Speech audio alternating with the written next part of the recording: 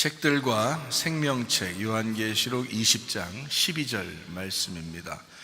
또 내가 보니 죽은 자들이 큰 자나 작은 자나 그 보좌 앞에 서 있는데 책들이 펴 있고 또 다른 책이 펴졌으니 곧 생명책이라. 죽은 자들이 자기 행위를 따라 책들에 기록된 대로 심판을 받으니 라고 되어 있습니다. 요한계시록은 우리가 요약을 한 번씩 하고 성경을 봐야 이해를 더 잘할 수 있습니다. 요한계시록 1장은 예수 그리스도의 계시라 이랬어요. 예수님이 열어주시는 책이다 그런 말이고요. 2장 3장에는 일곱 교회, 일곱 등잔대에 대한 이야기가 있습니다. 그리고 이기는 자는 이라고 다 되어 있죠. 그러니까 영적 전쟁에 분명히 이겨야 된다는 것을 이제 전제하고 있습니다. 그리고 성령이 교회들에게 하시는 말씀을 귀 있는 자들은 들을지어다 라고 되어 있습니다. 그러니까 성령의 귀가 열려서 그렇게 들어야 된다라는 말이고요. 4장 5장에는 내생물 24장로 하늘 예배에 대한 이야기가 있습니다. 6장부터 9장에는 일곱 인, 일곱 나팔에 대한 이야기가 있죠. 11장에는 두 증인, 두 감람나무, 두 등잔대에 대한 이야기가 있습니다. 14장에는 14만 4천 명 순결한 신부에 대한 이야기가 있고요. 16장부터 18장에는 일곱 대접, 음료 짐승, 심판에 대한 이야기가 있습니다. 19장에는 어린 양의 혼인잔치 8절에 세마포 준비에 대해서 나와 있죠. 20장에는 영 안에서 첫째 부활에 동참한다, 생명책에 기록된다는 말씀이 있습니다. 21장, 22장에는 새 예루살렘, 생명나무, 주님을 기다림, 아멘 이렇게 되어 있는 책입니다. 그러면서 이제 우리가 요한계시록 20장 이제 마무리 단계쯤에 지금 보고 있는 중인데요. 거기에 보니까 이제 책들이 나와 있고 생명책이 나와 있어요. 그러니까 책들이라고 하는 것은 뭐 여러분이 보실 때 여러 개를 말하죠. 그러니까 책들이다 이런 얘기고요. 생명책 그러면 이제 하나를 의미하겠죠, 그죠? 그러니까 책들이 있고 그 다음에 생명책이 있다. 그리고 심판은 어떻게 받냐 했더니 책들에 기록된 대로 받더라 이렇게 되어 있습니다.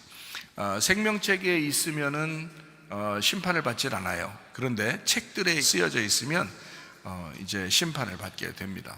자, 우리가 이것을 좀 알고 여기 요한계시록 20장이 어떻게 구성되어 있나를 우리가 보면 좀 이해할 수가 있는데 20장 6절에 보니까 이렇게 되어 있죠. 이 첫째 부활에 참여하는 자들은 복이 있고 거룩하도다.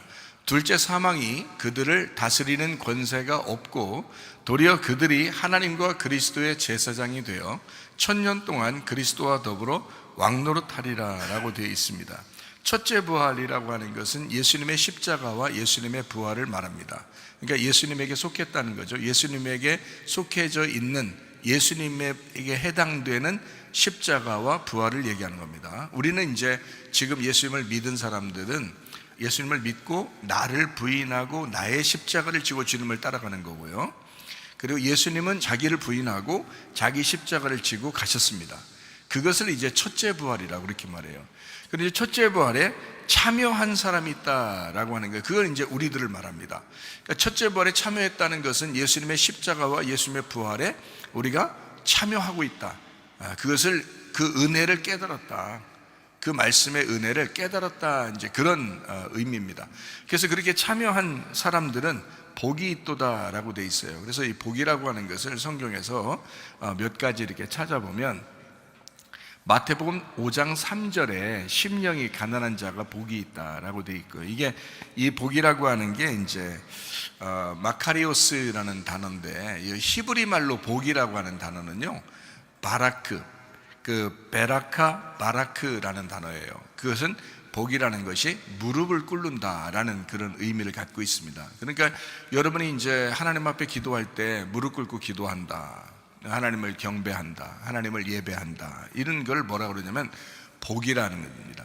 그러니까 세상의 복하고 우리가 좀 틀리죠. 세상의 복은 뭐 잘 산다, 뭐 잘생겼다, 뭐 가정이 부유하다, 뭐 이런 걸 복 받았다라고 사람들은 얘기하지만 교회적인 성경적인 복은 뭐냐면 하나님 앞에 예배하는 자다, 하나님 앞에 무릎을 꿇는다, 기도한다, 이런 사람들을 복 있는 사람이다 이렇게 말하는 거예요. 그러니까 세상에 말하는 복하고 완전히 다르죠. 무릎을 꿇는 자, 겸손한 사람, 이런 사람들을 복 받았다 이렇게 말하는 거거든요.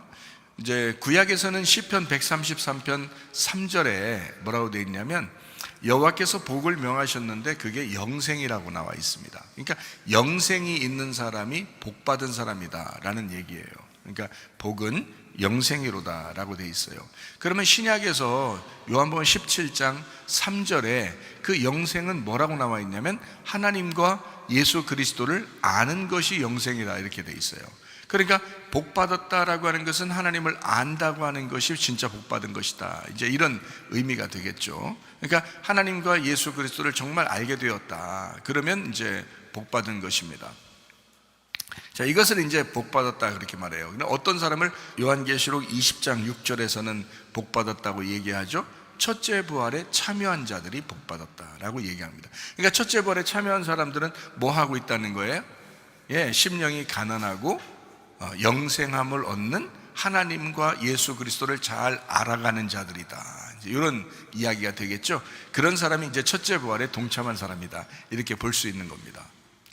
그것에 이제 우리는 부지런히 이제 교회에서 살아가는 거죠. 이제 예배 드리면서 하는 것입니다. 이제 첫째 부활에 동참한 사람들은 복이 있는데 특별히 이제 거룩하다 또 그렇게 얘기했습니다. 그 거룩하다고 하는 것은 하기오스라는 단어거든요. 이 하기오스라는 단어가 원래 깨끗하다, 정결하다, 단순하고 순진하다 이런 말입니다. 그러니까 교회 오면은 사실 여러분 순진해야 되거든요. 순진해야 돼요. 단순해야 되고 좀 순수하고 이런 거, 깨끗하고 이런 거 있잖아요. 좀 그래야 되는데 교회 와도 똑같이 세상 사람하고 비슷하게 생각하는 것 같은 사람들 보면 참 안타깝다. 이게 진짜 그리스도인이 이거 진짜 참 언제까지 바뀌어야 되나 하는 그런 생각도 들어요. 이제 좀 순수하게, 그러니까 천국에 가는 사람들이 하나님 나라를 소유한 사람이 어떤 사람이냐면 어린아이 같은 사람이거든요. 어린아이 같은 게 특징이 뭐냐면요, 어린아이들은 이렇게 금방 서로 화해해야 합니다. 여러분 아세요? 어린아이들 싸우잖아요. 금방 화해해요. 그게 어린아이 특징입니다. 근데 어른 되잖아요. 교회 다니면서도 화해 안 합니다. 자기 삐진 거 있으면 화해 안 합니다.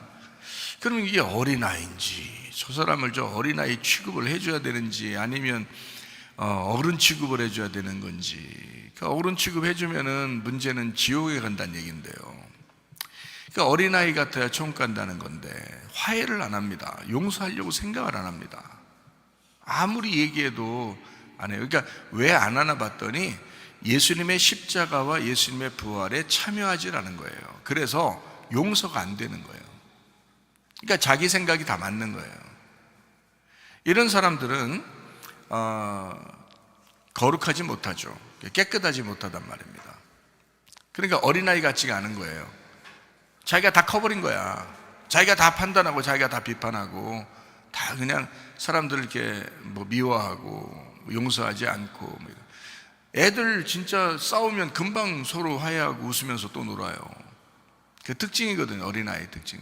성경에는 어린아이 같아야 하나님 나라 간다라고, 하나님의 나라는 어린아이 것이다 이렇게 얘기하는 것이 어린아이가 그래서요. 어린아이는 엄마 젖만 있으면 만족합니다. 아기 때는요, 태어나면 엄마 젖만 있으면 만족해요.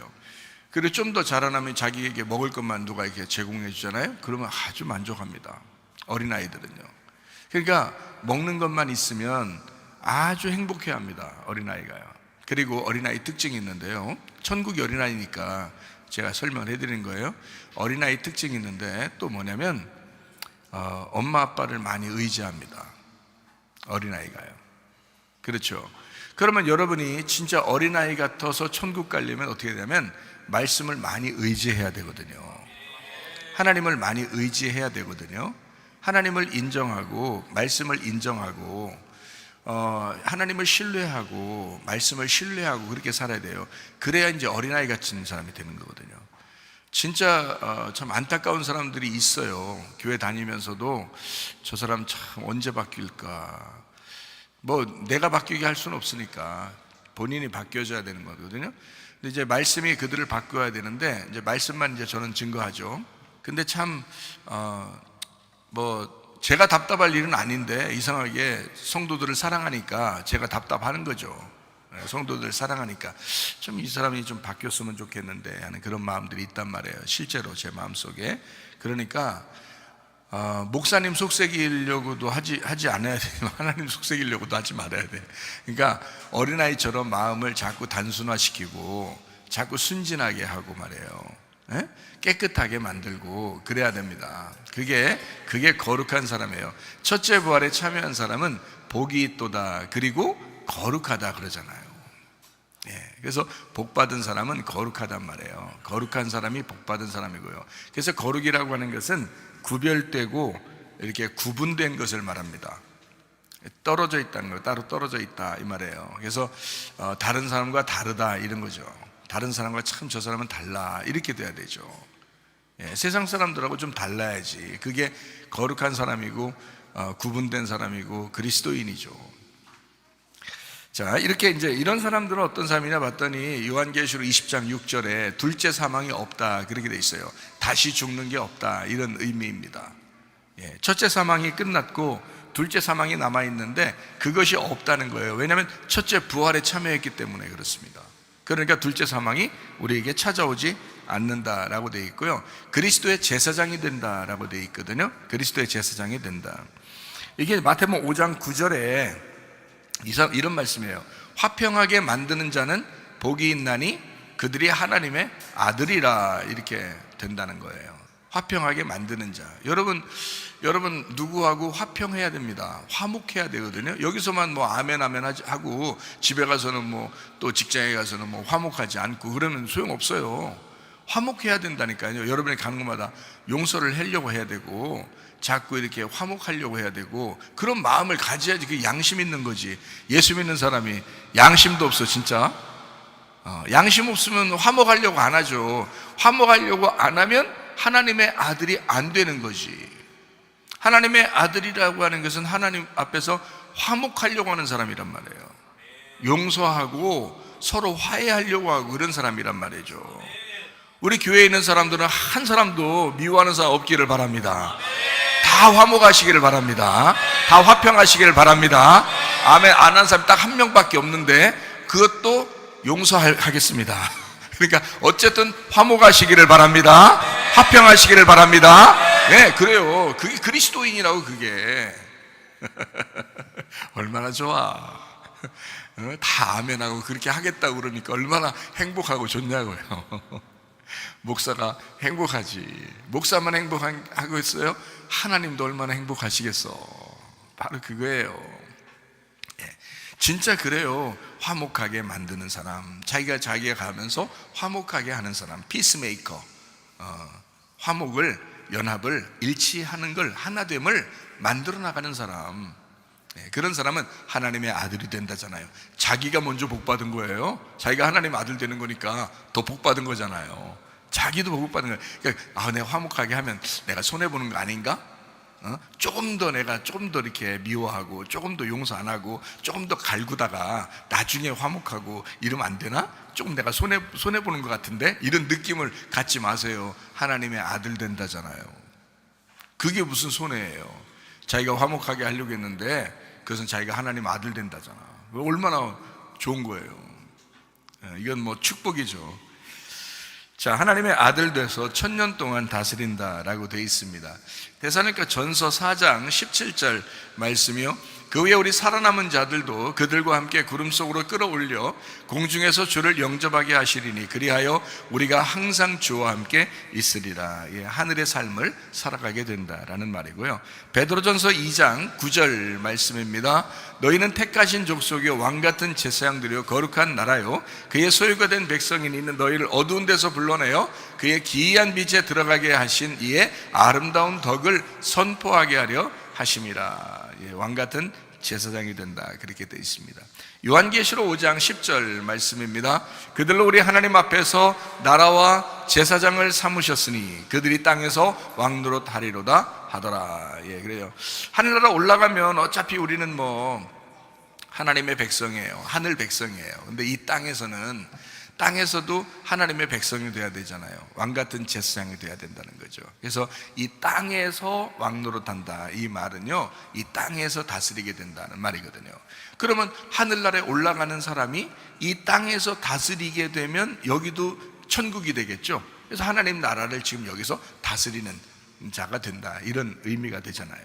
그러니까 우리 마음이 먼저 에덴 동산이 회복돼야 되고요, 가정이 이제 회복돼야 되고, 교회가 회복돼야 되고, 그래서 가는 곳마다 여러분 평화, 일치, 서로 연결됨, 서로 하나됨, 이게 사실 성경의 전부가 아닌가, 이런 생각이 들어요. 그게 사랑이거든요. 서로 하나 되는 거. 남편과 아내가 둘이 나누어져 있죠. 원래 처음에는 나누어져 있었는데 결혼하면서 어떻게 돼요? 이렇게 하나가 되죠, 그죠? 예, 하나 되는 거, 그게 평화예요. 하나 됐다, 이것을 평화라 그래요. 화평, 화목, 이렇게 된 거네. 그게 이제 에이레네라고 해요. 에이레네, 이게 연결됐다, 하나가 되었다, 일치가 되었다, 이런 말이거든요. 그게 이제 부부예요. 그러니까 성경에서는 그 부부의 이야기가 전부죠. 사실은 창세기부터 요한계시록까지 다 부부의 이야기예요. 그러니까 부부의 이야기만 제대로 알게 되면 성경을 많이 깨닫게 된다 했잖아요. 예, 그러니까 부부 이야기를 부부가 됐으면서도 성경을 못 깨달았다, 그건 그 집은 잘 못 사는 거예요. 부부가 됐는데 하나님 말씀이 깨달아졌다, 그 말씀이 들리기 시작했다, 그러면 축복인 거죠. 부부가 됐으면 말씀이 더 깨달아져야 돼요. 더 이해가 돼야 되고.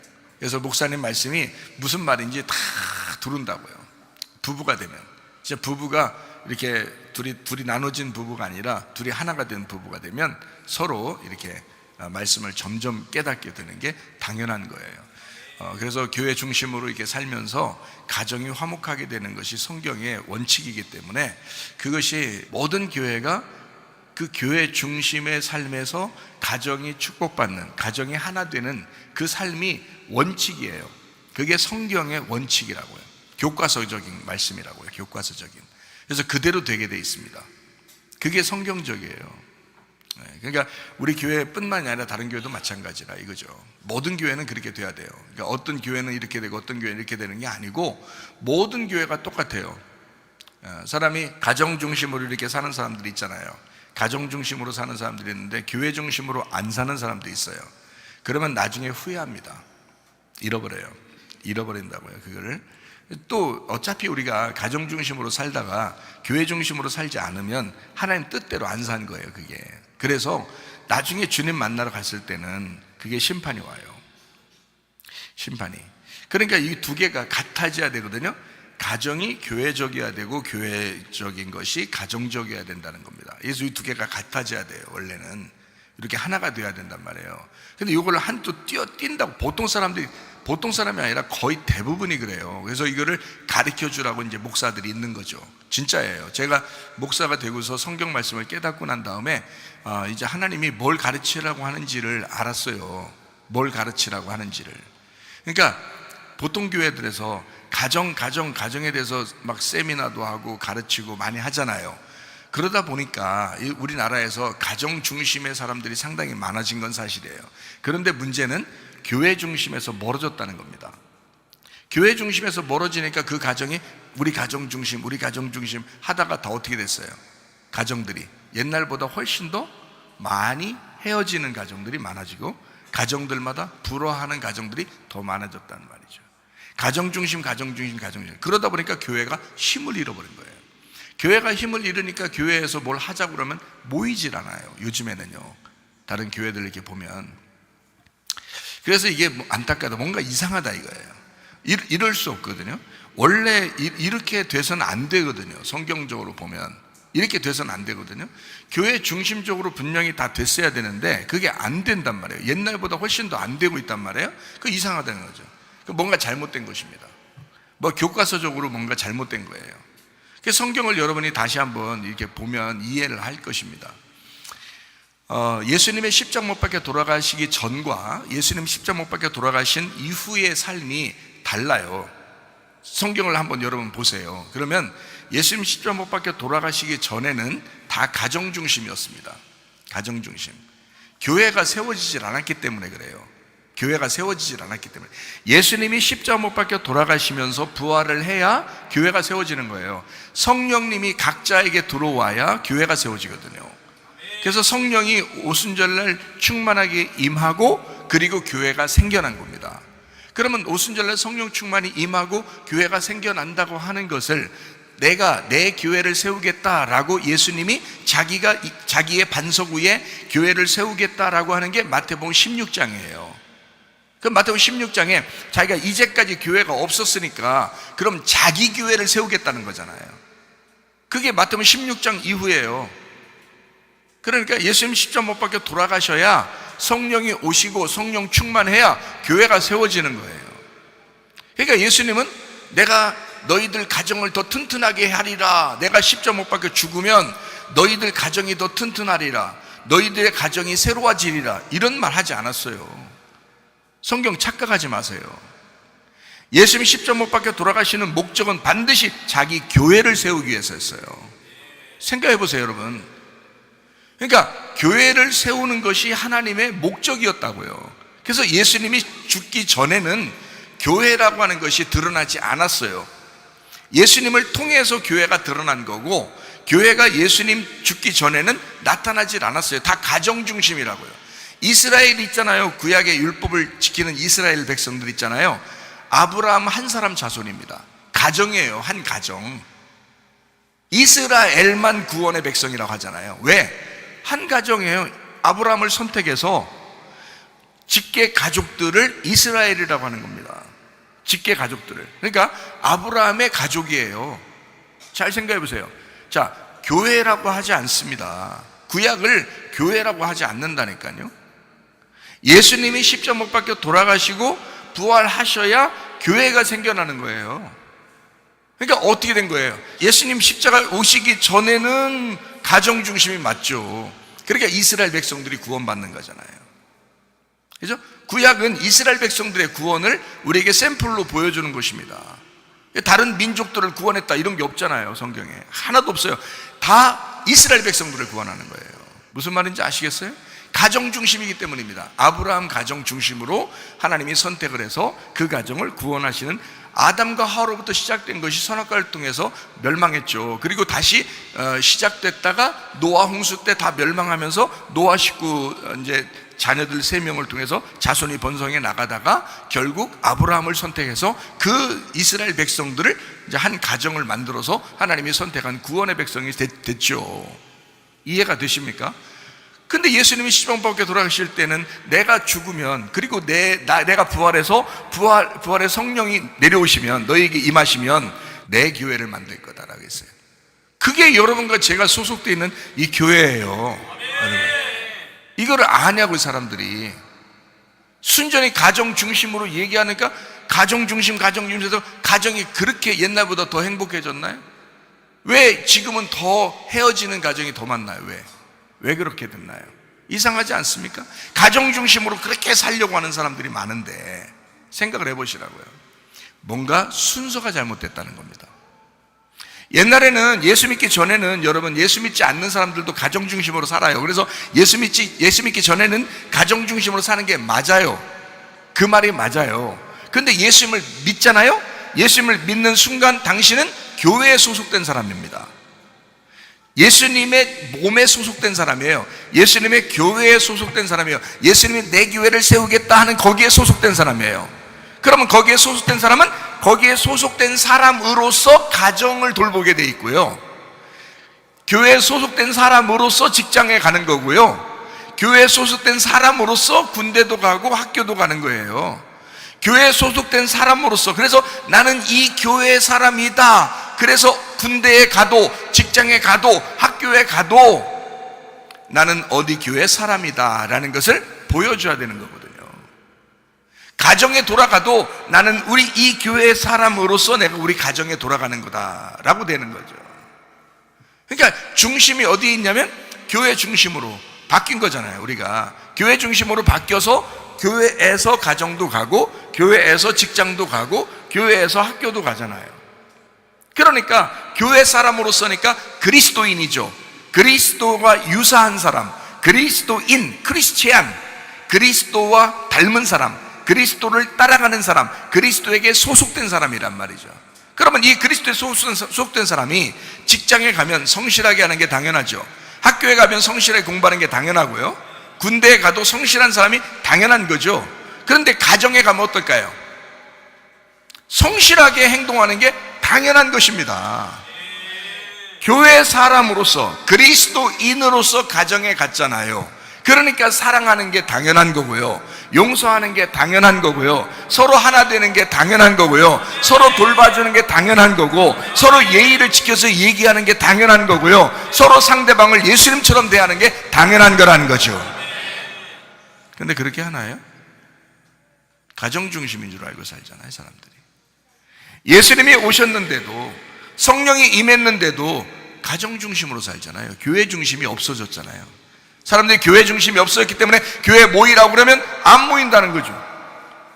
예배 드리는 것보다 자기 가정에 무슨 행사가 있으면 다 거기로 모인다는 거죠. 당신은 그리스도인인가? 당신은 교회에 소속된 사람인가? 아니면 가정에만 소속된 사람인가? 생각해 보시라고요. 그리스도의 몸된 교회에 소속된 사람이에요. 우리는 구원받은 하나님의 백성이라고요. 택함받은 하나님의 백성, 주님이 내 교회를 세우겠다 하는 그곳에 소속된 사람들이라고요. 그러니까 여러분이 우선적으로 사랑해야 되는 것이 교회라고요. 지금의 순서는 교회가 먼저라고요. 그거를 이용하는 사람들이 잘못 이용하는 것이 이단들인 거예요. 그걸 잘못 이용한 사람들이. 그래서 보세요, 잘못 이용한 사람들이 이단하고 기독교하고 틀린 점을 한번 발견해 볼까요? 자, 이단들은 교회에 모여라 그럽니다. 그리고 집으로 가지 마라 그래요. 이게 이단입니다. 집을 신경 쓰지 마라, 교회에 모여라, 이게 우선이다, 집에 신경 쓰지 마라, 이게 이단이라고 그러는 겁니다. 2단, 3단, 4단, 사탄까지 되나? 그 사탄이 가리키는 거예요. 그럼 보세요, 기독교는 어떻게 가리켜요? 교회 중심으로 모여라, 예배해라, 그리스도인이 되라, 진짜 하나님의 백성이 되라, 그리고 가정을 잘 돌봐라. 자, 뭔가 틀리잖아요? 가정을 잘 돌봐라, 가정을 사랑하라, 직장에서 충실해야 된다, 학교 공부 열심히 해야 된다. 자, 뭔가 틀리잖아요. 기독교는 원래 정상적인 겁니다. 비정상적이지 않아요. 기독교는 정상적입니다. 누가 봐도 이해가 되잖아요. 근데 기독교인들이 교회 중심의 믿음의 삶이 없었는데 가정에서도 이상한 짓을 하면서 살아요. 직장에 가도 이상한 짓 하면서 살아, 학교에 가도 이상한 짓 하면서 살아. 그러니까 그 사람들이 뭐라고 하겠어요? 야, 교회 다니는 것들이 저 이상하다, 저거. 교회 다니는 분들이 이상한 사람들이 많네? 너 교회 다니는 거 맞아? 너 어디 교회 다니냐? 이런단 말이에요. 이렇게 비난받은 것이 몇십 년, 교회들이 이렇게 비난받으며 살아가는 것이 이게 오래됐다고요. 그러니까 지금에 와서는 교회가 회복하기는 굉장히 힘들어졌단 말이에요. 교회 다닌다 그러면 일단 눈을, 색깔을 딱 끼고서 본단 말이에요. 이상한 사람이다, 이렇게. 이단들도 너무 많고. 근데 정상적인 교회의 모습을 사람들이 못 봐서 그래요. 정상적인 기독교, 진짜 괜찮은 교회는요, 그렇게 하지 않습니다. 교회에 정말 예배 충실하는 사람들은 그렇게 하지 않습니다. 주님을 만난 사람들은 그렇게 하지 않습니다. 진짜 가정에서도 성실할 것입니다. 다른 사람보다 더 사랑할 것입니다. 더 용서하고 더 사랑하고 더 하나가 될 것입니다. 다른 사람과 동료들과 더 하나 될 것입니다. 그게 정상 아닙니까? 저는 지금 정상적인 얘기를 하잖아요. 그게 교과서적인 얘기라고요. 그게 기독교고요. 그게 정상적인 교회 이야기입니다. 사람들이 뭔가 착각한 거예요. 지금은요, 교회 중심이 먼저예요. 그리고 거기서 믿음을 키워나가는 겁니다. 거기서 믿음을 키워서 그 믿음으로 가정에서도 생활해야 되고요, 학교에서도 군대에서도 직장에서도 생활해야 된다는 거죠. 그게 당연한 거예요.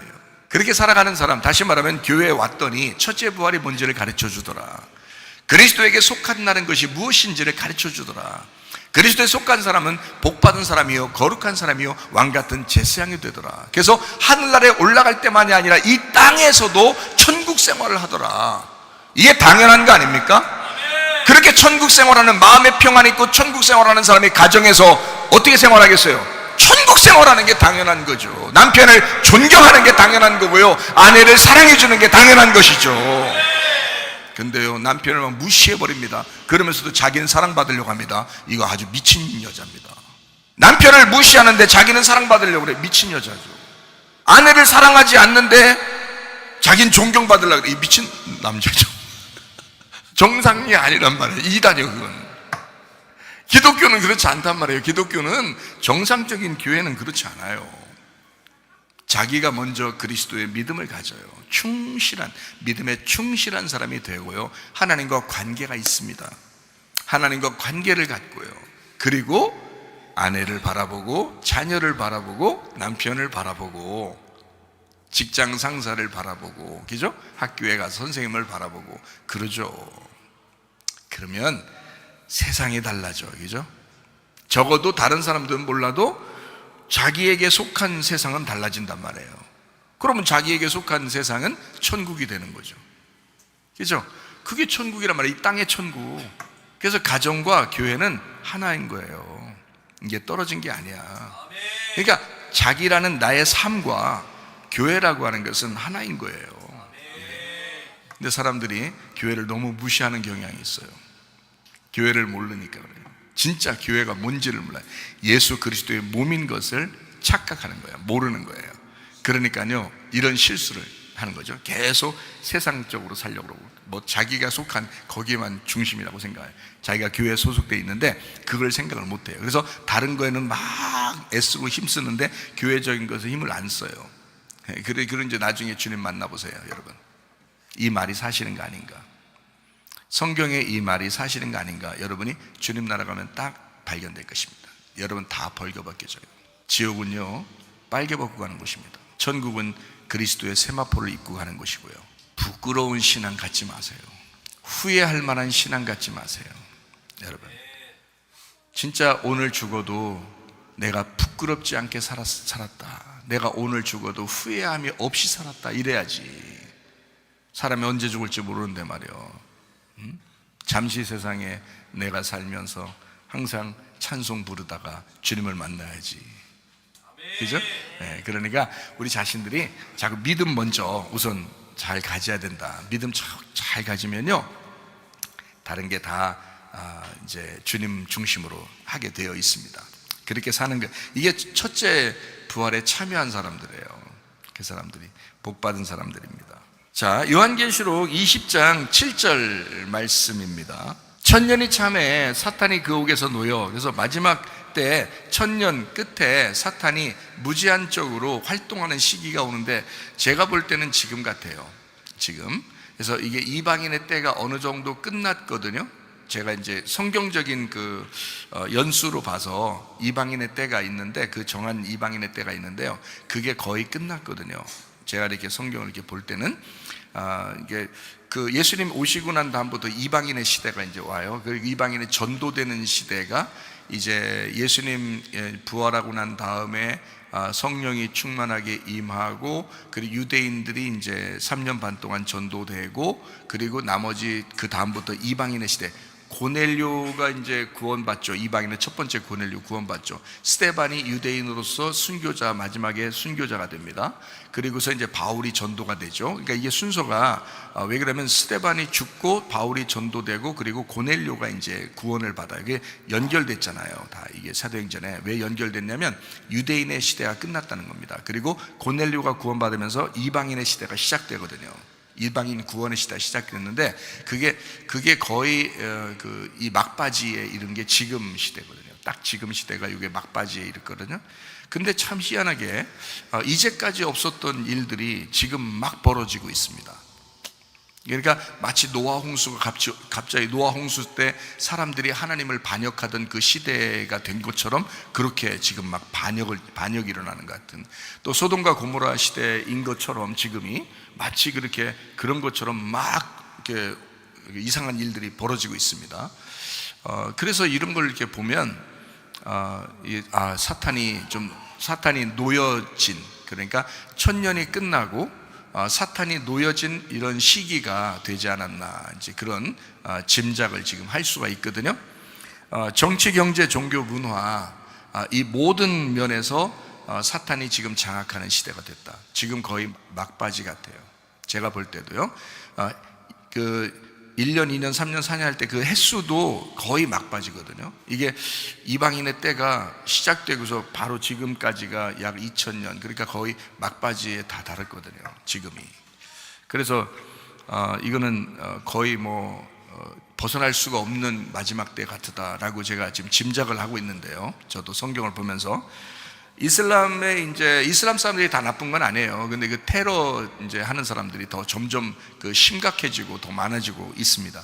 공산 사상이라는 게 원래 서로 나눈다는 것은 좋은 의미인데, 자유민주주의는 서로 좀 이렇게 그래도 평등하게 이렇게 하려고 많이 하죠. 근데 공산 사상은 그렇지 않죠. 이단 교주 같은 게 너무 많아져요. 이단들도 그렇게. 마약이 지금 청소년들이 마약에 굉장히 많이 노출되어 있다고 그럽니다. 쉽게 마약을 살 수 있도록 지금. 그리고 마약을 이렇게 친구들이 그냥 막 놔주고 먹이고 막 이러는 그런 시대. 우리나라도 그럴 정도면 다른 나라는 더 심각하게 그렇게 지금 퍼져 있고요. 그리고 사탄주의도 굉장히 많습니다. 이제는 사탄을 대놓고 하나님처럼 믿는 사람들이 꽤 많아졌습니다. 동성애는 말할 거 없죠. 동성애를 갖다가 이제 합법화 시켜서 결혼을 합법시켜야 된다, 이렇게 얘기하는, 지금 지난주 뉴스에 벌써 우리나라 청소년 학생들을 이렇게 조사했더니 52%가 동성애 결혼을 허락해 줘야 된다라고 지금 학생들이, 그렇게 52%니까 반 정도는 지금 이런 학생들이에요. 여기 이런 학생들이 반 정도는 이미 동성애를 허락해야 된다라고 했다고 그러더라고요. 그게 뉴스에 나왔더라고요. 심각합니다. 그러니까 이게 이렇게 빨리 이렇게 돌아가는 거 보면 이게 마지막 때인데요. 이거는 정말 우리 자녀들의 그 믿음을 어떻게 잡아줘야 되나 하는 것을 여러분 심각하게 고민해야 됩니다. 지금 때는요. 왜냐하면 마지막 때가 되면 어느 순간 갑자기 마귀가 그러니까 놓이면 사람은 삼킬 자를 찾는 거거든요. 마귀가 삼킬 자를 다 찾아가지고 막 도사리고 있다가 잡아가요. 그렇기 때문에 자녀들이 순식간에 넘어갑니다. 예. 그래서 좀 조심해야 되겠다. 이거 진짜 우리 교회도 기도학교도 정신 차리고 자녀들, 학생들 잘 좀 가르쳐 주고 그래야 되겠다. 그래서 요즘에 일주일에 몇 번씩 특강하고 지금 그럽니다. 좀 자녀들, 학생들을 좀 잘 이렇게 그 균형을 잡아주기 위해서 밤에 늦게도 막 특강하고 막 이럽니다. 우리가요. 낮에만 공부하는 게 아니라 밤에도 막 특강하고 하면서 학생들을 잡아주고 하는 그런 게 지금 우리 교회에서도, 그러니까 이 시대가 지금 그렇게 마지막 때니까 사탄이 자꾸 제한 없이 막 놓인단 말이에요. 그래서 삼킬 자를 막 계속 찾아가고 있다. 정치, 경제, 종교, 문화 모두 장악해 버렸습니다. 그래서 지금 기독교가 기독교를 은근히 막 욕하고 대놓고 욕하고 막 이렇게 하는 그런 시대예요. 지금요. 마지막 때니까 그렇죠. 그래서 어떻게 정치적으로 어떻게 나올지 앞으로 모르겠지만 제가 볼 때는 그렇게 좋은 일, 기독교인에게 좋은 일만 있는 것 같지는 않아요. 앞으로요. 어쨌든 우리가 늘 준비하고 있으셔야 됩니다. 이게 무장하셔야 된다는 거죠. 빛의 갑옷을 입어야 된다. 늘 빛으로 이렇게 무장하고, 이 세상에서 인정 좀 못 받으면 어때요? 그게 중요한 게 아니잖아요. 진짜 믿음으로 나 자신을 준비해야 되거든요. 천국은 다 각자 갑니다. 천국은 각자 가는 거예요. 남편과 아내가 같이 살았어도 같이 가는 거 아닙니다. 다 각자 가는 거예요. 따로따로 가는 겁니다. 그러니까 내가 진짜 하나님의 백성이고 하나님 나라에 갈 수 있는 사람이냐라고 하는 것을 분명하게 여러분이 준비하셔야 돼요. 빛의 갑옷, 전신갑주, 그리스도의 옷, 이것을 입으셔야 돼요. 빛난 세마포를 입으셔야 됩니다. 그게 진리의 말씀이라는 거죠. 자, 요한계시록 20장 8절 말씀입니다. 나와서 땅의 사방 백성 곧 곡과 마곡을 미혹하고 모아 싸움을 붙이리니 그 수가 바다의 모래 같으리라. 이렇게 곡과 마곡을 미혹해 가지고 이 싸움을 붙인대요. 근데 이게 곡과 마곡이 참 특별한 게 지역적으로 보면 러시아거든요. 러시아. 근데 이상하게 러시아를 중심으로 전쟁이 끊어지질 않아요, 지금도. 근데 이게 갑자기 더 그런 것 같아요. 지금 요즘 시대가 갑자기 더 그런 것 같아요. 러시아를 중심으로 이게 전쟁이 계속 연결돼 가지고 지금 더 그렇습니다. 요즘에요. 자, 에스겔 38장 9절 말씀입니다. 네가 올라오되 너와 네 모든 때와 너와 함께한 많은 백성이 광풍같이 이르고 구름같이 땅을 덮으리라 라고 되어 있습니다. 에스겔 38장 16절도 봅니다. 구름이 땅을 덮음같이 내 백성 이스라엘을 치러 오리라. 고가 끝날에 내가 너를 이끌어다가, 자, 끝날에 내가 너를 이끌어다가 내 땅을 치게 하리니. 그래서 예루살렘을 이스라엘을 치도록 만든다는 거예요. 여기서 지역적으로는 이스라엘을 말하는 거고요. 그래서 이스라엘을 공격하게 된다는 겁니다. 마지막이 되면 끝날에 이스라엘을 공격하게 될 것이다 라는 말이고요. 이는 내가 너로 말미암아 이방 사람의 눈앞에서 내 거룩함을 나타내어 그들이 다 나를 알게 하려 함이라, 이렇게 되어 있습니다. 곡과 마곡의 전쟁은 에스겔 38장을 여러분이 읽어보시면 잘 이해하게 될 것입니다. 이것은요, 곡과 마곡의 전쟁이 러시아를 중심으로 이제 전쟁이 시작되는데, 그런 전쟁이 끊어지지 않고 계속 이어진다는 겁니다. 이것은 누가 와서 끝내야 되냐면 예수님이 와서 끝내야 돼요. 그 정도로 전쟁이 계속 이어진단 말이에요. 마지막 때가 되면, 마지막 끝날이 되면 전쟁이 이어지는데, 이게 지금 여러분 보세요. 세계적으로요, 전쟁이 끊어지질 않습니다, 지금. 근데 뒤에 다 조사해 보면요, 러시아가 다 개입되어 있습니다. 참 희한하죠. 그것도 러시아가 다 개입되어 있습니다. 근데 성경 에스겔 38장에는 곡과 마곡이라고 하는 것을 끌어내서 전쟁을 일으키겠다는 거예요. 예. 그렇게 하나님은 약속을 해놨다고요. 그리고 마지막 때가 되면 그렇게 전쟁이 일어나리라 하고 지금 전쟁이 시작되고 하고 있다고요. 자, 그런 거 보면 마지막 때는 마지막 때 같다라는 생각이 드는 거죠. 준비는 어떻게 해야 돼요? 여러분이 준비하셔야 돼요, 스스로. 자, 요한계시록 20장 9절 말씀입니다. 그들이 지면에 널리 퍼져 성도들의 진과 사랑하시는 성을 두루매, 이게 지금 이스라엘 예루살렘 땅입니다. 거기를 두루매 하늘에서 불이 내려와 그들을 태워버리고 라고 되어 있습니다. 자, 예루살렘을 공격하게 되면 그 공격하는 데를 하나님이 불로 태워버리겠다. 그래야 끝나는 거예요. 사람들로서는요, 끝을 내기 어렵습니다. 사람이 끝내는 게 아니라 하나님이 불을 내려가지고 끝내버리겠다는 거예요. 근데 희한하게 지금 이게 이제 땅으로 말하면 이스라엘 땅인데요, 에스겔 38장에서도 하나님의 백성들이 모여있는 이스라엘 땅, 그 예루살렘을 멸망시키기 위해서 모인다, 곡과 마곡으로 중심을 해서. 그리고 요한계시 20장에서도 곡과 마곡의 전쟁이 분명히 있다라고 얘기했잖아요. 근데 그걸 다 하나님이 사랑하는 그 성, 하나님이 사랑하는 진, 그러니까 이스라엘 백성들에 대한 이야기를 하고 있단 말이에요. 근데 이것을 만약에 지금 우리가 하나님이 사랑하는 백성, 하나님이 사랑하는 교회라고 하면 어떻게 되겠어요? 기독교 핍박입니다. 기독교 핍박. 그러니까 반드시 마지막에는 기독교 핍박이 올 수 있다는 겁니다. 자, 하늘에서 불이 내려와서 심판하겠다라고 하는 거거든요. 여기 요한계시록 20장 9절 말씀이에요. 성도들의 진영과 사랑하는 도성을 포유하겠다 하고 하늘에서 불이 내려와서 심판하겠다라고 되어 있습니다. 그리고 이어서 요한계시록 20장 10절 말씀해 보니까 이렇게 되어 있습니다.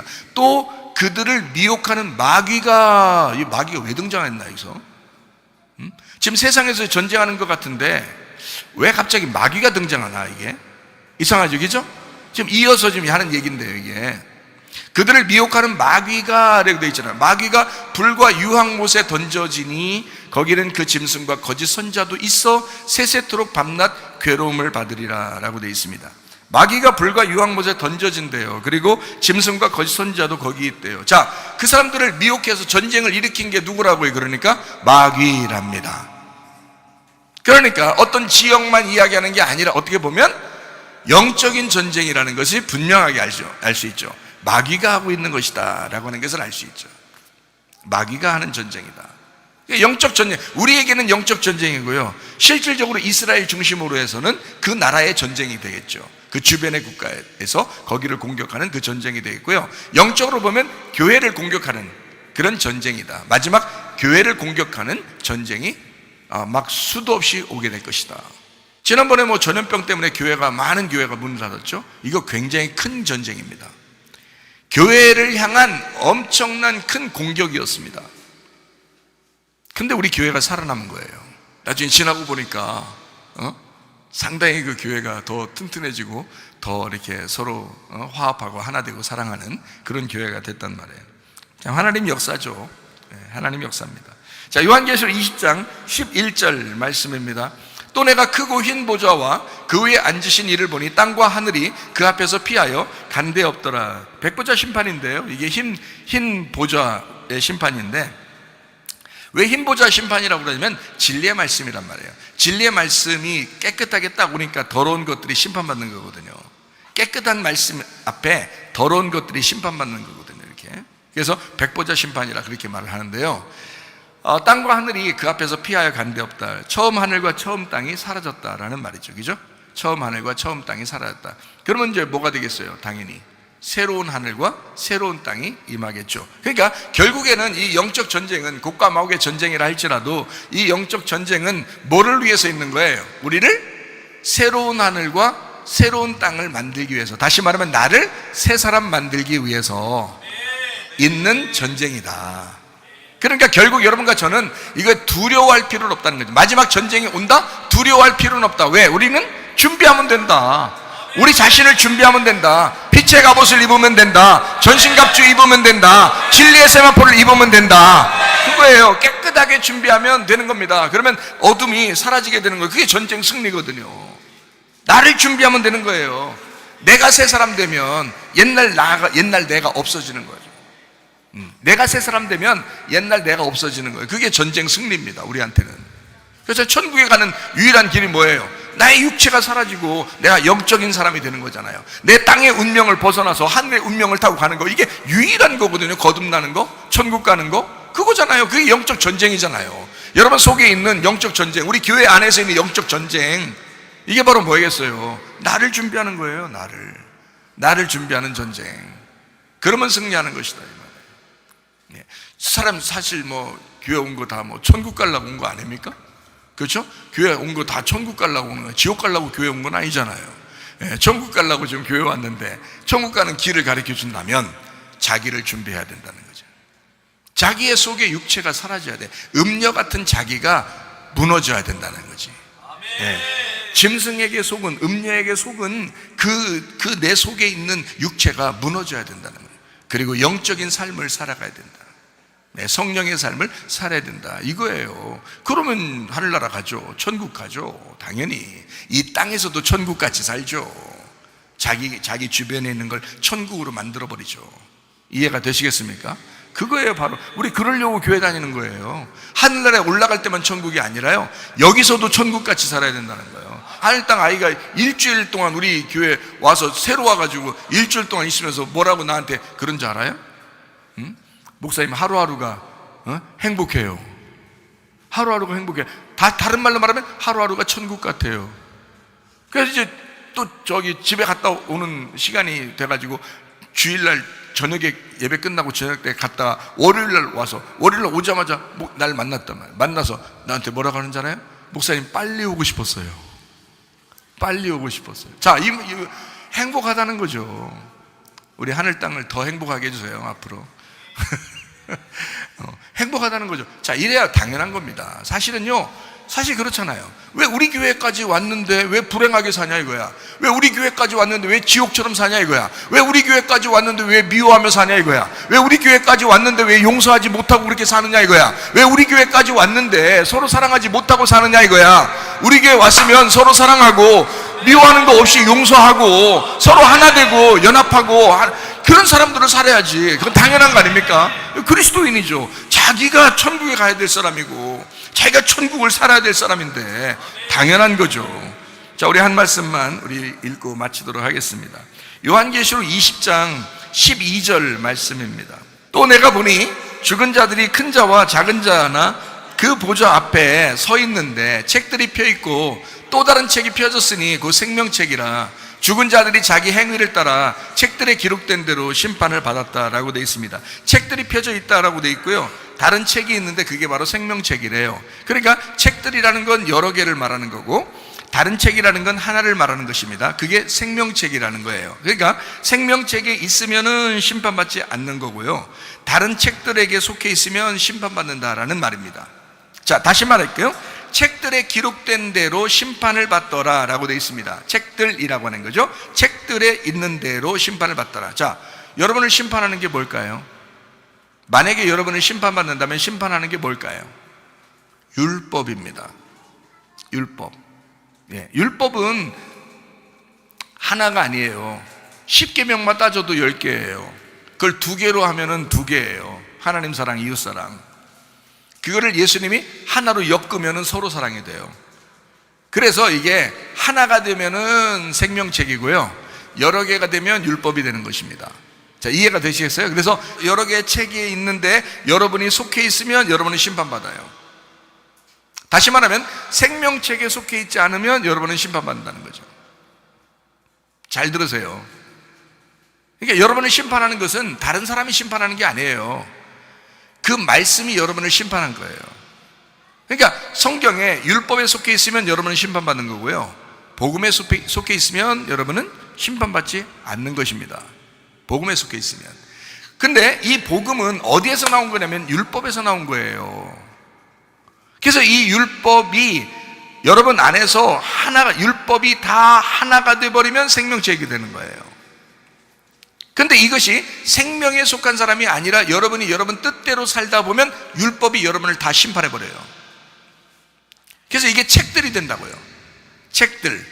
근데 이것이 이제 여러분 속에서 하나 통합이 돼가지고 하나 딱 돼서 사랑이라는 하나로, 사랑이라는 것으로 딱 통합이 돼서 남편을 존경하고 아내를 사랑하고 자녀들을 사랑하고 서로 화해하고 하나 되고, 이런 사랑이 하나 되고 연합되려고 하는, 교회에서 서로 일치가 되고 연합하고 서로 하나 되는, 그래서 교회 중심으로 해서 딱 하나 됐는데 이것이 여기에서 가정으로 가도 가정도 하나 되죠. 또 직장에 가도 학교에 가도 그것도 다 하나 되죠. 자기가 하나 되니까, 예수님하고 하나 되니까, 교회하고 하나 되니까 자기가, 그러니까 자기가 어디에 가도 자기가 혼자 가는 것 같은데 주님과 함께 가는 거죠. 그러니까 이게 주님과 내가 떨어져 있는 게 아니라 하나가 됐으니까 하나 된 거예요. 이렇게 하나가 되면 생명책이야. 이게 예수님하고 부부가 돼서 하나 됐으면 생명책이 되는 거예요. 부부 아니고 떨어져 있으면 자기 뜻대로 다 살아요. 이런 사람은요, 떨어져 있잖아요 벌써. 그러면 책들이 있어요. 성경의 책이 두껍잖아요. 성경의 책이 그걸 다 어느 부분이든지 다 찾아내서 심판합니다, 여러분을. 근데 예수 그리스도에게 속해 있으면 이게 딱 하나가 돼요. 연합이 됩니다.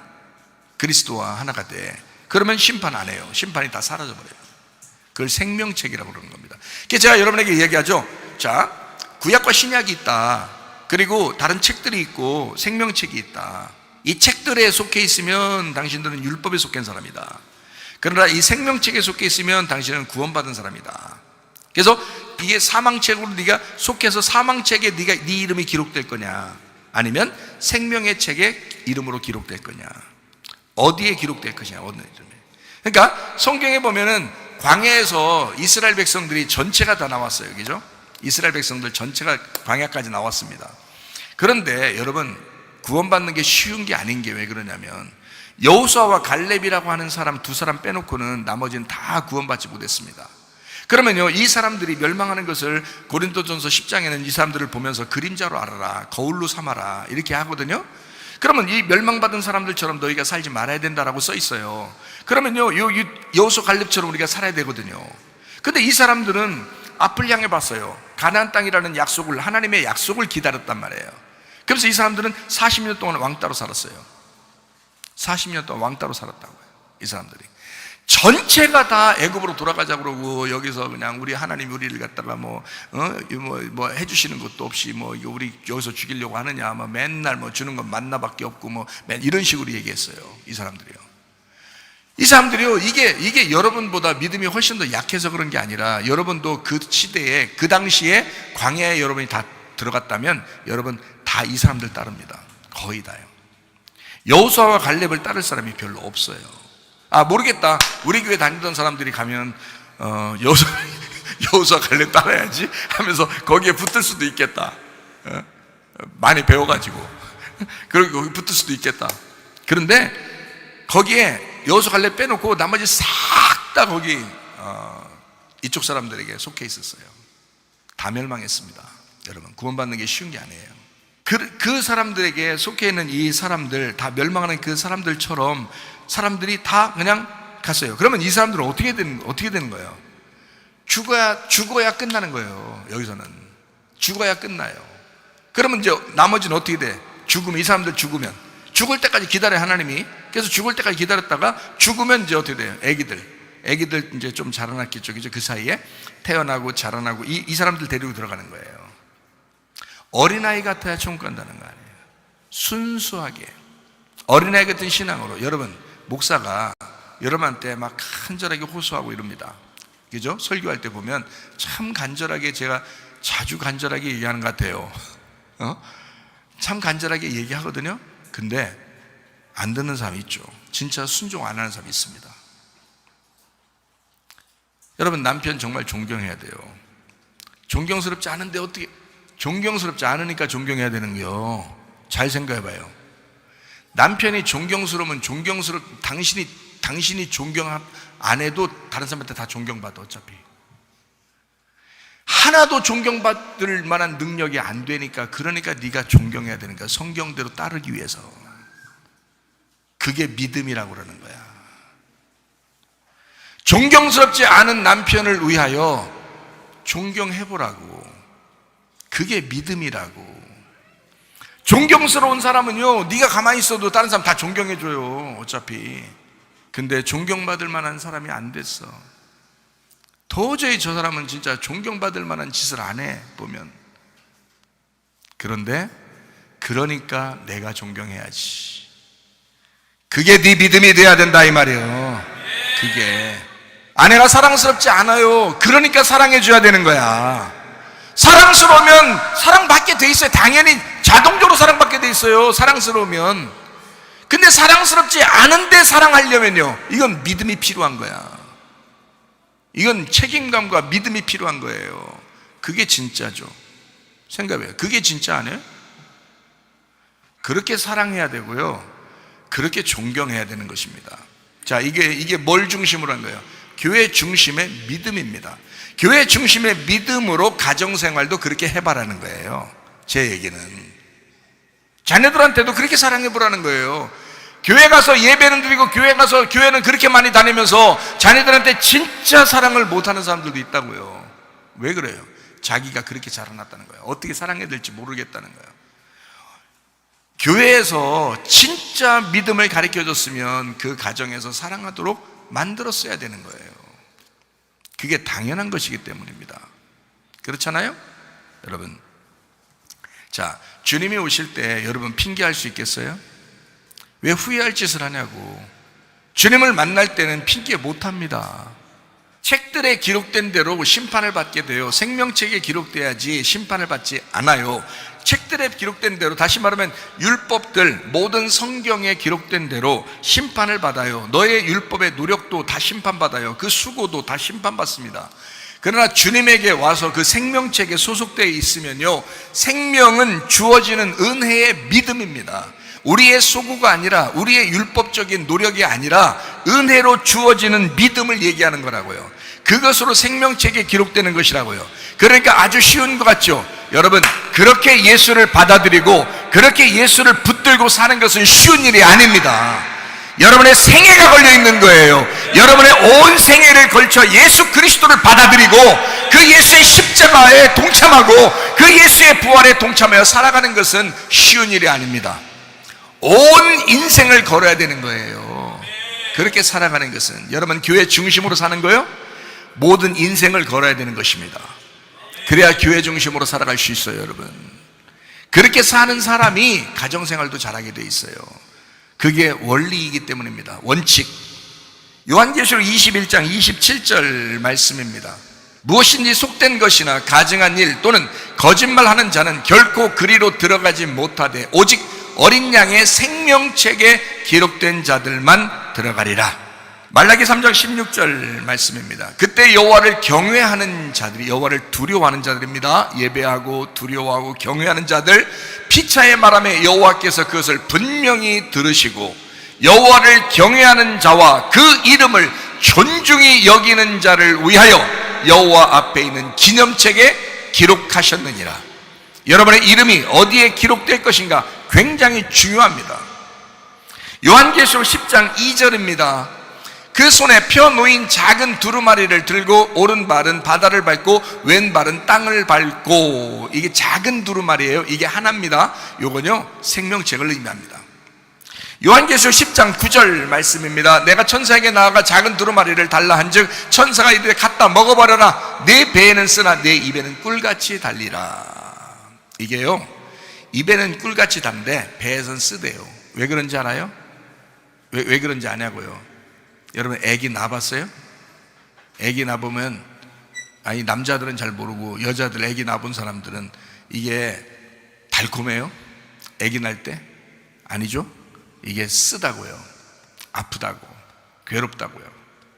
여러분, 말씀을 듣는 것은 쉽지만 그걸 실천하는 것은 어려운 것입니다. 여러분, 분명히 실천하는 건 어렵지만 해야 될 일이라고요. 주님이 이 책을 너희가 먹어야 된다라고 하면 먹어야 된다고요. 이 생명책을 먹어야 된다고요. 이 작은 두루마기를 먹어야 된다고요. 네 입에는 달지만 네 배에서는 쓸 거야. 그래도 먹어야 돼. 그래도 먹어야 돼. 그렇게 살아야 되거든. 요한계시록 10장 10절 말씀입니다. 내가 천사의 손에서 작은 두루마리를 갖다 먹어버리니 내 입에는 꿀같이 다나 먹은 후에 내 배에서는 쓰게 되리라. 자, 작은 두루마기를 먹었습니다. 자, 어떻게 됐을까요? 하나 됐단 말이에요. 이 사람하고 하나 됐다는 거예요. 자, 어떠한 사람이 천국에 가요? 생명책과 하나 된 사람. 생명책에 기록된 사람이라는 말은 생명책과 하나 된 사람이라. 작은 책을 갖다 먹어버린 사람은 작은 책과 하나 된 사람이라. 자, 이런 사람이 하늘나라에 생명책에 기록되고 하나님 나라에 가게 되어 있습니다. 오늘 제목에 있는 것처럼 책들에 기록될 것이냐 아니면 생명책에 기록될 것이냐, 저는 우리 교회에 있는 모든 소속된 사람들이 다 생명책에 기록되시기를 바랍니다. 그래서 주님의 나라에 다 한 사람도 빠짐없이 다 들어가시기를 바랍니다. 기도하겠습니다. 우리 한 목소리로 기도할 때 우리 하나님 아버지 주여, 우리가 생명책에 기록되게 하옵소서. 작은 두루마기를 갖다 먹어버리게 도와주시옵소서. 그리스도 예수의 말씀과 하나 되게 하옵소서. 기도합니다. 우리 하나님 아버지의 사랑과 은혜를 감사를 드립니다. 주의 뜻대로 살다가 주님 만나게 도와주시옵소서. 생명책과 하나 되게 하옵소서. 그 생명책에 기록된 이름이 되게 도와주시옵소서. 비염은 떠나갈지어다, 아토피 떠나갈지어다, 위장병 떠나갈지어다, 어지럼증 사라질지어다, 두통은 사라질지어다, 류마티스 관절 떠나갈지어다, 어깨 통증 사라질지어다, 어린 디스크, 목 디스크 떠나갈지어다, 심장병 온전해질지어다, 각종 종양 암덩어리 떠나갈지어다, 감기 몸살 온전해질지어다, 협착증 사라질지어다, 건선 피부 온전해질지어다, 이명은 사라질지어다, 자가면역질환 온전해질지어다, 식금 사라질지어다, 유리기속 떠나갈지어다, 우울증 불면증 환자 두런불안 초조 다 떠나갈지어다, 음란거질 도출 미움 욕심병 다 떠나갈지어다, 아까 토론 귀신 질병아도 떠나갈지어다. 우리 하나님 아버지 그리스도의 생명체에 기록되어 하나님 주님의 나라에 임할 때까지 우리 천국 생활에 나가 주님 만나게 하옵소서. 예수님 존귀하신 이름 받들어 기도 올리옵나이다. 아멘. 주님 감사합니다. 우리 하나님 아버지 함께 하시고 사랑하심을 감사합니다. 우리 하나님 도와주시옵소서.